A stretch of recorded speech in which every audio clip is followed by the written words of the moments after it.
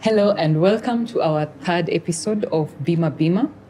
It's been 2 great episodes. I know it's been a bit long, but here we are, and Happy New Year for those ones who've not heard from us this year. I'm your host, Carolyne Nekesa, and today I have 2 very important guests.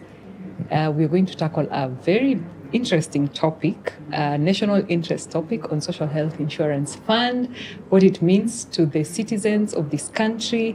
It has been termed as the answer to universal healthcare, and we want to see how do we take advantage, how do we circumnavigate it, and what does this mean to private insurance. So today I am with a gentleman and a lady, and I'll let them introduce themselves, starting with the gentleman. Thank you. I hope you should have started with ladies first. But anyway, I take the cue. I'm the minority in the studio today. Yes. Edwin Kegode is my name. I work at Minet Kenya as a general manager in charge of the managed medical care division. Okay. Thank you. Thank you, Carol, for having us. My name is Dr Jackline Munene. I work with Minet Kenya as a health risk advisor. Okay. Thank you. Sit back, relax. Let's have a talk. So let's start. SHIF. Why SHIF? And maybe let me ask Dr. Jackie, why SHIF? So SHIF is a new health financing system in Kenya. It has come to replace NHIF. So the idea behind it is to ensure that it offers the Kenyans get universal health coverage. What this means is that everyone, regardless of your income or your financial situation, you are able to access affordable and efficient healthcare services across Kenya. Yes. So, in your opinion, is it similar to or different from what NHIF was giving? SHIF definitely is different from what NHIF was offering. In terms of coverage, NHIF had very limited coverage. It put more focus on inpatient services and had very minimal outpatient services options. On the other hand, SHIF is coming to offer a very extensive coverage in terms of outpatient and inpatient care services. And other benefits that it will include maternity, child wellness. It will also include other benefits like renal care, hematology and oncology, medical imaging and other investigations, which initially were either minimally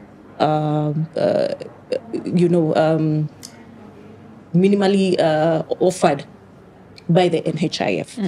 So NHIF mostly was concentrating on inpatient, and we know that most of the time it would cover the bed rebates and maybe some specific surgical cases in very limited health facilities. Yes. So in your opinion, is it better? It is definitely better. It is definitely better.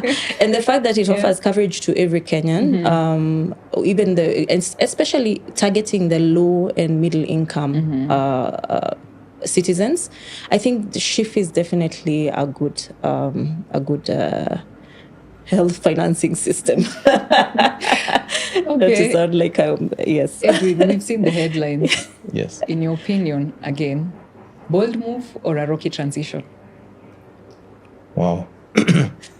I would say that it definitely, when you're birthing something new, there's some pain that you have to go through. And what better place to talk about pain than in the healthcare space? And that SHIF, amongst the funds that are run under SHA, is coming in to alleviate the pain to the pocket by providing a form of cover, insurance coverage for the larger population, the entire citizenry of the country. And so rolling out a scheme of this magnitude is bound to have some challenges in the initial stages.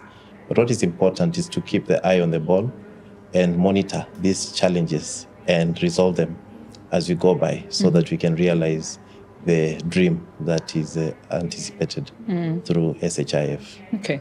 So just a quick overview of what is happening now in this transition. Okay. What should Kenyans be patient with? Yes, what's happening in this transition is that, first of all, we know that the government has been pushing an agenda for registration of persons. And I think in the latest numbers that we have seen, about 19 million Kenyans have registered onto the SHA platform, and which is something to be lauded upon. And so more and more Kenyans are being encouraged to register because it's through registration that you're able to access the benefits.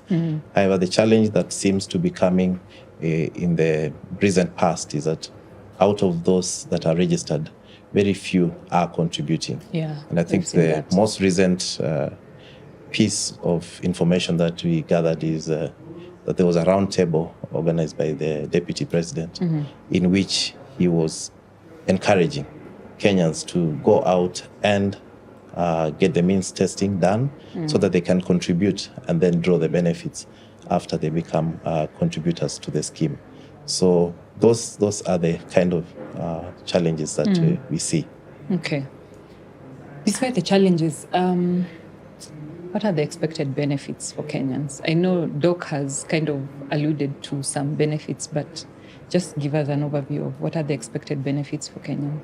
Okay, I think Doc delved quite deep into elaborating the benefits, but from a general point of view, I would say as a health financing practitioner or administrator in that sense, the benefits that we are bound to draw out of this is that we'll get cushioning from the benefits that we draw from SHIF and from the other funds under SHA, that if you were to pay X amount for a hospital episode, then you expect that SHA will take up significant cost out of that, and therefore your out-of-pocket expenditure will be reduced in circumstances where you access services where the tariffs from SHIF are not exhaustive.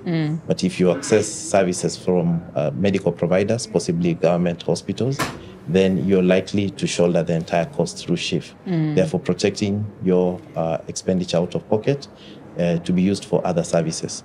For those from the insured fraternity, those that are under either employer-sponsored schemes or they have their private medical policies, the hospital episode will have a cushioning from SHIF, in that a portion of the bill will be paid by SHIF, and then the other portion of the bill can be paid from your private medical insurance, and therefore reducing the claims experience on the schemes run by employers and also in your personal medical insurance, thereby enabling you to buy more benefit for less money. Okay. Yeah. Now, I don't know who between the two of you would help us better understand the primary health care fund, social insurance fund, and the emergency chronic and critical illness fund. What's the difference? What comes first? Who pays for what? What is insured and what is not? Yeah. Do you want to attempt? Yes. So for the primary health care fund, basically, these are contributions from the government, the National Assembly, and I would presume the County Assembly also. Of course, and other donations, grants, etc. So what it will do is it will cover for the primary healthcare services. So these are services that are the community level, which we call level 1, and then level 2 and 3, which are dispensaries and healthcare centers. So the idea behind it is that for any minor illnesses, acute illnesses that are not very significant, the citizens will first seek services at the primary healthcare level. So that's level 1, 2, and 3. And then now, for more specialized cases or for chronic illnesses where the client needs to be referred further up, now comes in the SHIF, the Social Health Insurance Fund. So now this will cover more specialized cases, the chronic illness, disease, management, other benefits like the mental wellness, hematology and oncology, basically oncology cases. Yeah. and other specialized investigations, including imaging and lab investigations. So that is what SHIF covers. And of course, we cannot forget the specialized inpatient services, including surgical services. And I think this is one of the best thing about SHIF. The surgical packages are really, really good. The surgical benefits are really, really good for the Kenyans. Then, of course, there is the Emergency, Chronic and Critical Illness Fund, which comes into play after you've exhausted your SHIF. Of course, in cases like emergency evacuation, resuscitation, this is the first 24 hours are covered by the ECCIF. Sorry, what is ECCIF? Emergency. Yes, Emergency, Chronic and Critical Illness Fund. Yeah. And then after that, now your SHIF kicks in. But once you've exhausted, if you, for example, you're a chronic illness patient, and you've been on follow-up and your SHIF has exhausted, now the Emergency, Chronic and Critical Illness Fund steps in. Yes. So it's a stepwise or graduated sort of healthcare seeking habits, like on a referral basis. So that's what the government is trying to actually, emphasize on. So are you saying I cannot access the critical care fund if I've not started at the primary healthcare level? Actually, as I mentioned, you can access it for the first 24 hours if you're having an emergency. Okay. Yes.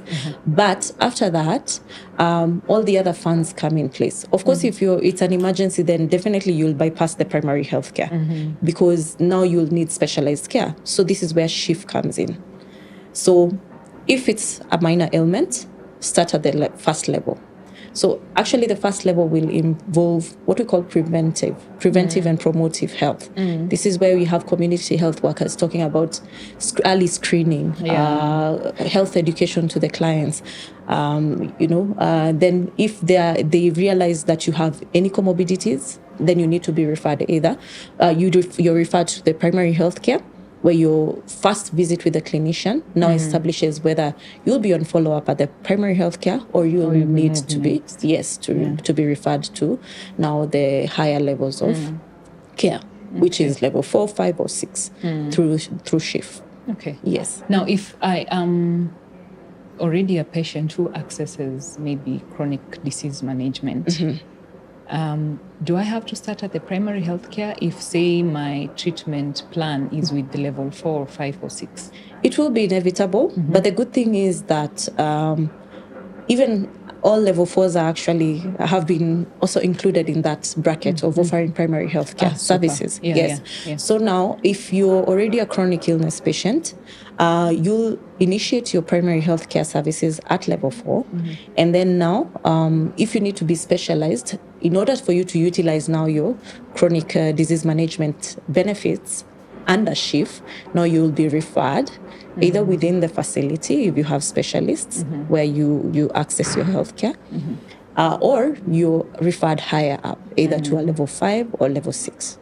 Yes. Okay. Yes. Now that anyone who has registered for SHIF can access primary health care, and now you just mentioned, Edwin, that we are not collecting enough funds to take care of this healthcare financing solution, what is going to happen? How is it going to pan out? Because everybody can access so long as I have registered, even if I'm not paying. So what are we going to see with the healthcare system, especially at the lower level? What are we likely to see? I think that's a question we should have had somebody here from government. For sure. Because the issues around funding are more the pain by the policymakers in government. I believe every effort is being made to ensure that they are able to meet the expectation in terms of funding, because this is a promise that has been given to Kenyans and Kenyans are raring to go. They are trying to access these services, and therefore I believe government would put in place measures. I think the rallying call for many more people to get their means testing done. I think there's this even suggestion to review the means testing instrument so that it can be friendly but not manipulatable, to allow the right collections to be done. And ultimately, then the citizens will be able to access care. So I believe from the government point of view, the policymakers are busy working or burning the midnight oil to ensure that they fulfill that obligation to Kenyans. But for the rest of us who, utilizers of the medical benefit, we are being encouraged to make use of the graduated access to care, that we do not jump the queue and visit a level 5 hospital before you get to your primary health care, unless obviously you're on follow-up within the level 5. So I think in the fullness of time, we'll wait to see what will happen. But from the insurance fraternity, our products are active and members are free to utilize their products. We are also sitting in a position where we're observing the ongoings with a view to see whether it is time to make adjustments to our premium rates, or that we give it a little bit more time before everything settles down and the benefits can then be drawn into discounting the pricing for insurance. Okay. Now you work for a private insurance broker. What do you think is the impact of this SHIF to the private medical insurance usage and also uptake? As I've said, that looking at the benefit offering, looking at the tariffs that have been gazetted, then we anticipate to see saving from the claims utilization point of view. And therefore, with savings in claims, then we are bound to have an opportunity to revise our pricing downwards, meaning pass on that discount to members and to corporate schemes, or allow them to enhance their benefits, drawing from the saving that would have emanated from the SHIF benefits. But in the short run, we may not be able to do that accurately because of the teething challenges that are there with access to care. But I believe in the fullness of time, once we are able to draw the exact benefits that are coming out of SHIF, then it's going to have an impact to private medical insurance. Okay. But in the short run, that is not feasible.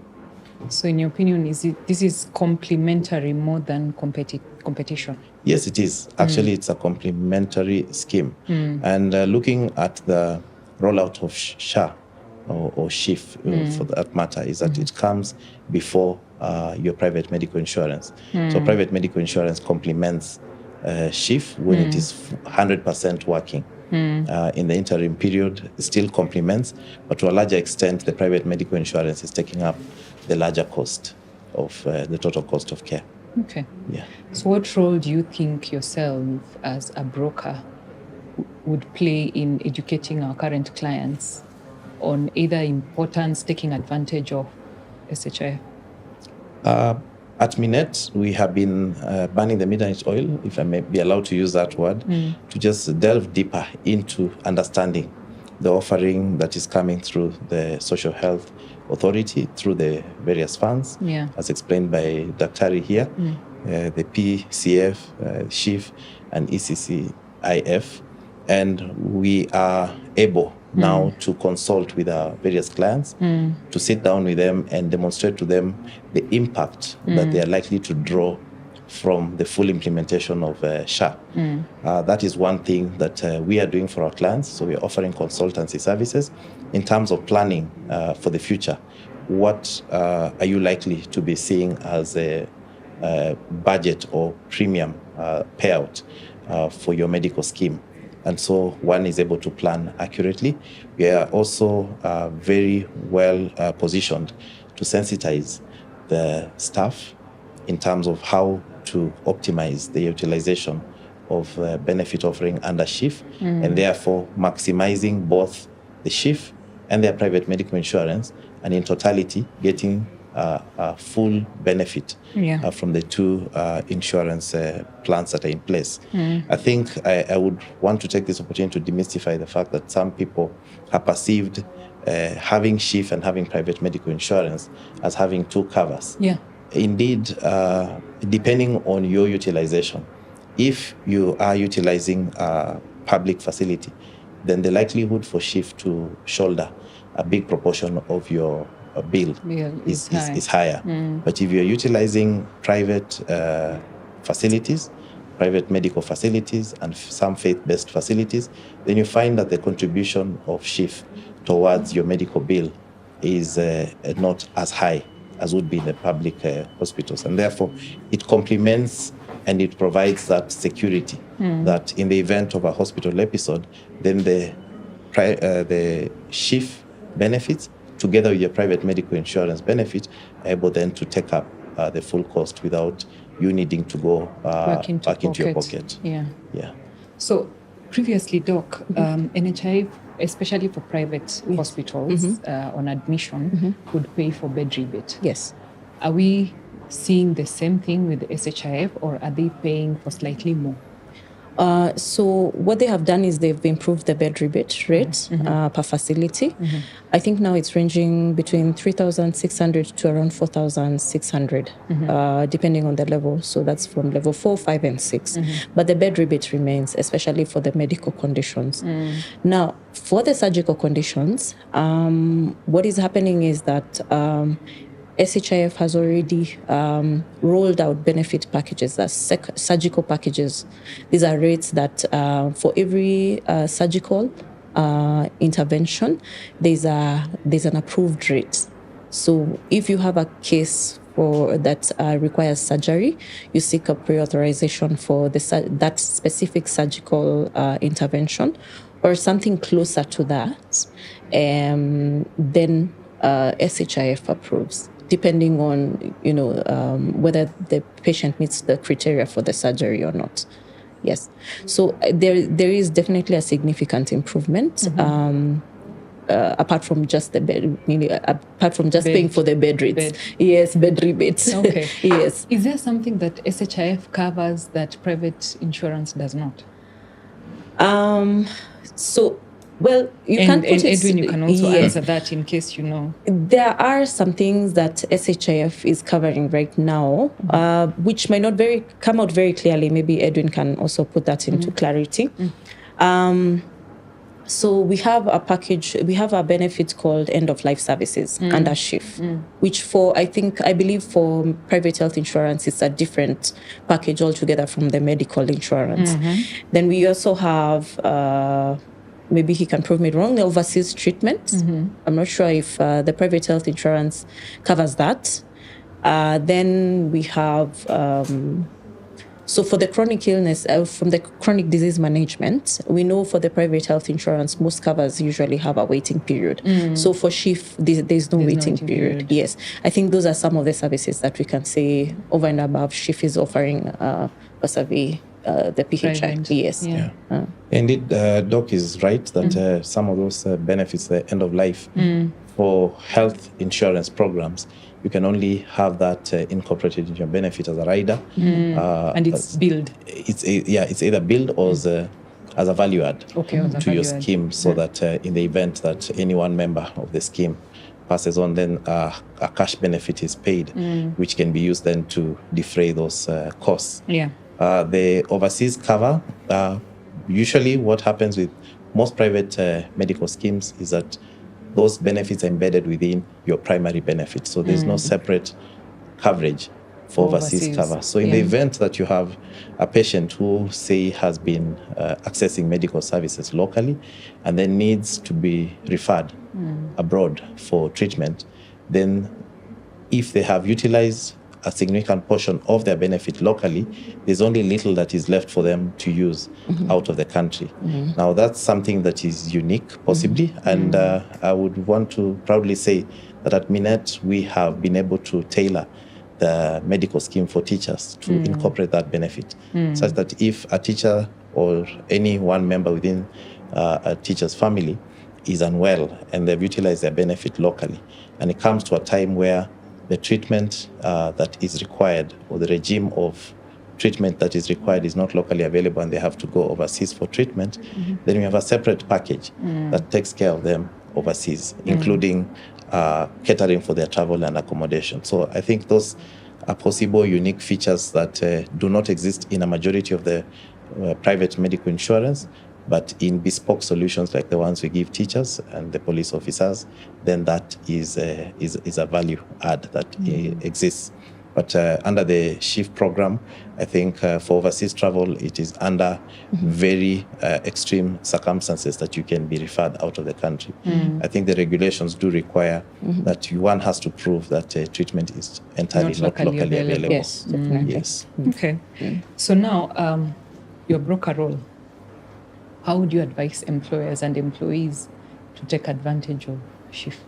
In what way would they take advantage of SHIF, or would it be beneficial to them? I think my advice would be just in tandem with what the government is saying, that registration is critical, that all members of an employer group need to register themselves. I think during the transition from NHIF to SHIF, there was a carryover of data and information, especially from employer groups from NHIF to SHIF. But in case of any new employers coming on board, new employees coming on board, it would be important that they register themselves, as well as ensuring that they've registered their dependents. Why is it important to register? That in the event one is hospitalized, then you don't start from ground zero. You start from a point of view where you're actually a bona fide member of the SHIF. For the employers, it would be paramount for them to encourage the employees to register. And I think under the SHA regulations and within their portal is a place where employer groups do go and submit the biodata of their employees. And from time to time, they're supposed to refresh that information and also submit their contributions. Remember the first thing that we talked about where the funds are seemingly not sufficient in the interim period. So employer groups should send out their contributions. I'm not holding brief for government, but I think it is a benefit coming from the very words social health insurance. It's our social obligation to make our contributions to SHA and also to ensure that people are duly registered. And that way then one can take advantage of the benefits out of SHA. We at Minet have a very robust team of clinicians. We have customer service and support. We have a contact center. And therefore, when they're accessing medical services, those that are under our ambit, we encourage them to call on us to assist them to be able to optimize their benefits, because one may show up in hospital and they have a challenge with accessing their SHA benefits. It's important that they get in touch so that we can help them to ensure that by the time the hospital episode is done, then they would have gotten the rightful approvals from SHA, and thereby reducing the total impact to their medical benefit, reserving it for another day that they may need it, and also reducing the total cost to the scheme, thereby giving savings to the scheme. So as an employer, or rather employers, are they going to see a reduction in premium if more of their employees take advantage of the SHIF? Yes, that is definitely going to impact the claims experience of the scheme. That we do not pray for sickness, but in the event you have a sizable chunk of your employees utilizing SHIF, then it means a portion of their bill will be netted off from that which will impact your scheme. And at the end of the policy period, when we review the claims against the premiums, you may find that there's been improvement in the performance of the scheme. And definitely as insurance brokers, our role is to stand in for our clients and to be able to negotiate to see to it that the client is able to get lesser premium invoice for the renewal, or that we're able to enhance their benefits to incorporate other benefits that they would draw from the savings that they've made. Okay. How do you envision the claim processing coordination between SHIF and private insurance? Claims benefit coordination would entail the processing part. Just as it was in the times of NHIF, the insurers have adjusted their policies to recognize SHA and the SHIF benefits. Therefore, most schemes are paying medical bills net of what you draw from the social health authority. And as such, at billing, the hospitals would then only remit claims to the insurers net of the proportion that has been undertaken by SHIF in this case. And therefore, that makes it easy because on one end, the rebates or the packages, the surgical packages, whatever approval has been drawn from the SHIF will be paid by SHIF, while the medical scheme will be left to pay net the balance that remains. And therefore, we don't anticipate there to be overlaps such that SHIF pays a certain bill and we still have it being paid by the underwriters. But in the fullness of time, I believe that integration of these systems would be useful so that when a claim is being remitted from a medical service provider, then it has the right identity or unique identity that allows it to be paid for certain services to be paid only once. Because in the past, there have been instances where some medical providers have tried to cheat the system and claim from both schemes. Yeah. Okay. Now, Doc, how do you see this SHIF affecting the future of healthcare in Kenya? So I would say SHIF is really, it's definitely going to impact greatly on healthcare. The key objective for SHIF is providing universal health coverage. So what means is that the underserved communities that were never getting these services, or the marginalized communities, low income, middle income, citizens who never used to enjoy the benefits of NHIF get to access quality and affordable healthcare. So this will impact greatly also on the out-of-pocket expenditure. Definitely, we could see, the trend before was that, we'd come up with Harambes to offset hospital bills. And with SHIF in place now, this is probably going to be a thing of the past. Of course, human beings are beings of,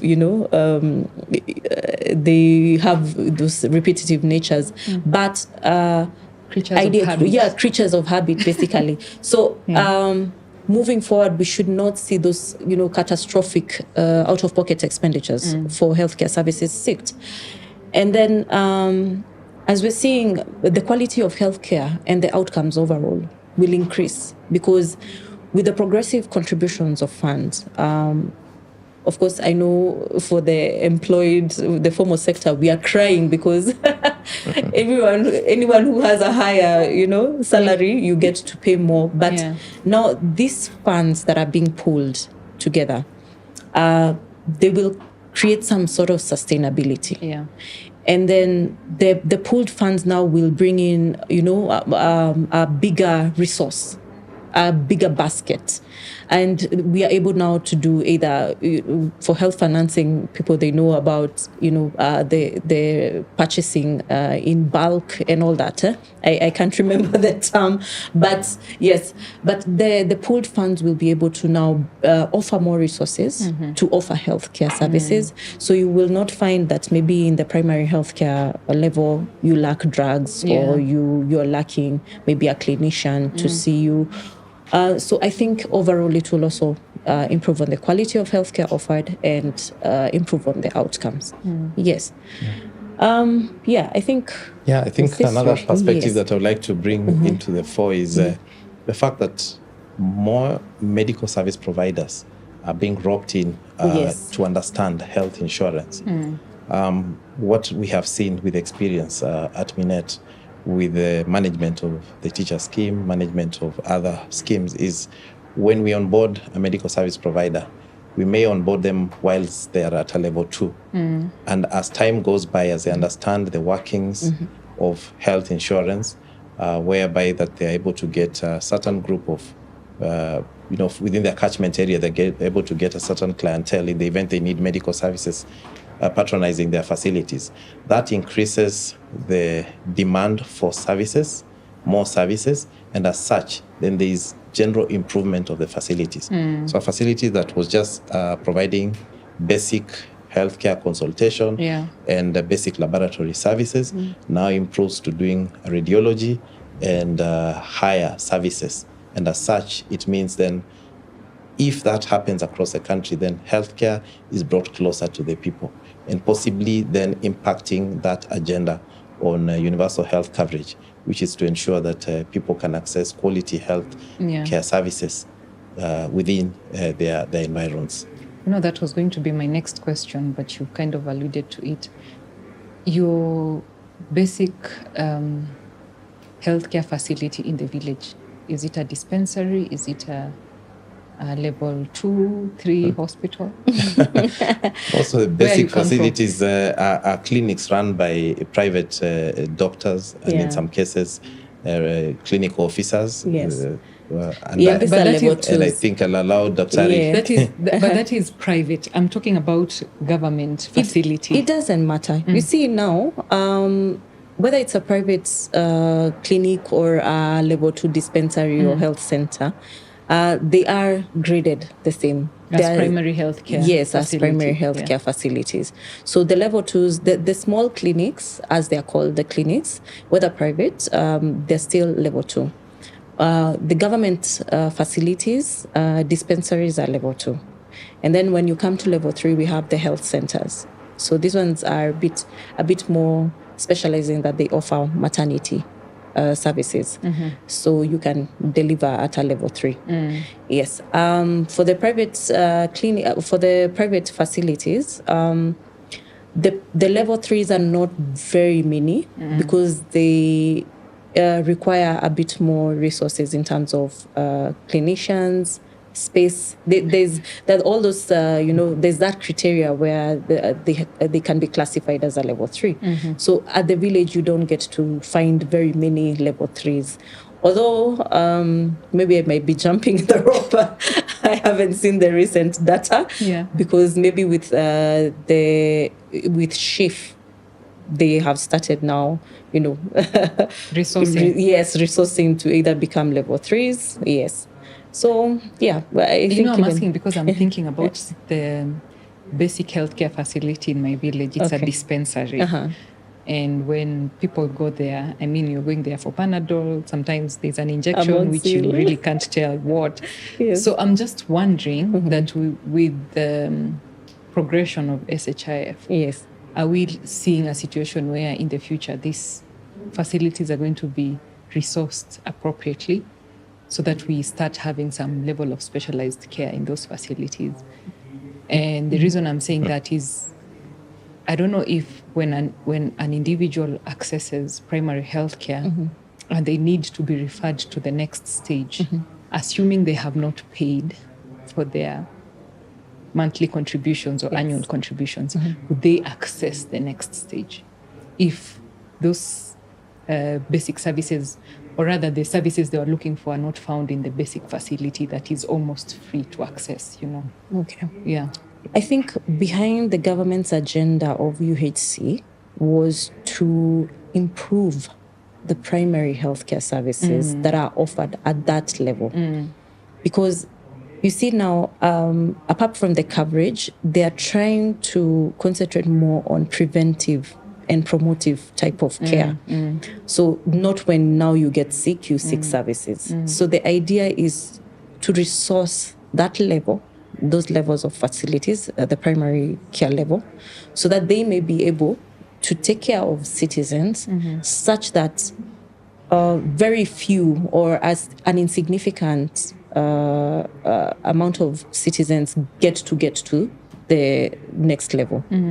So the ideal situation is to actually resource mobilization for the primary healthcare. Okay. Yes. That's something that I thought I needed to mention, that while you're looking at that dispensary in your village that is said to just be dispensing Panadol, I think there's more to it than just dispensing Panadol. If we really truly access the services there, is that you get to consult a clinician, a medic, and therefore the medic is able to make an assessment as to whether you need further care, and therefore the referral process that is in place, or that your condition may require counseling because those are some of the scenarios that may occur, or just to alleviate the pain that you're having.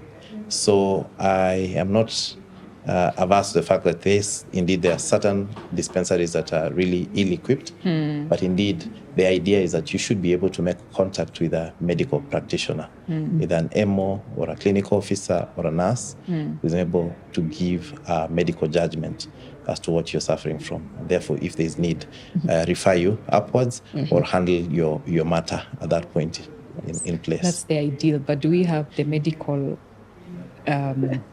officers No. and the right resources at that primary healthcare level? And I think for me, that is what is in my head. It is very good. I mean, the discussion has exposed us to the benefits of SHIF. Yeah. But when you go to the ground, we should also have a rallying call to just encourage the government to resource these facilities very well. Definitely. So that then the citizens are accessing a medic, even if it's somebody who's going to consult and check you out and say, no, I think with this case we can treat it here, or you need the next level. Yeah. Yeah. So, well, our current healthcare arrangement is that at the level 2 and 3, we usually meet the nurses and the clinicians. In an ideal, is there level 1? Yes, the level 1 is not a facility per se. It's sort of like a nyumba kumi for health. Like the community health workers. Exactly. Okay. This is where you meet the community health workers who are able to identify you as per the locality. They know this citizen belongs to this household. Maybe they suffer from this from high blood pressure. So maybe once in a few times in the week they'll come check your blood pressure and see if you're adhering to medication, if you're adhering to your nutritional lifestyle changes. So at the level 1, that's the community health worker who you'll meet there. At the level 2, you'll most likely get a nurse. Level 3, a clinician. And only at the level 4 do you start getting the medical officers. Yes. Ideally, if you remember the idea behind bringing was it the Spanish doctors?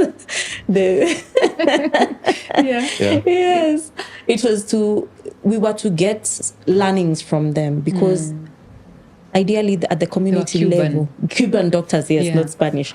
So the Cuban doctors were ideally supposed to manage the community level because there's I think Japan has a very robust healthcare system that allows for such also. Yeah. So the community level, if there was even if it's not a medical officer who they don't have to be constantly there, but they make visits at least maybe once a week or twice in a month, then they're able to capture some of these issues that the community healthcare worker cannot capture. Yeah. And then if they make visits maybe to the dispensary or to the health center, instead of subjecting the patient to walk or to take transport to get to a level 4.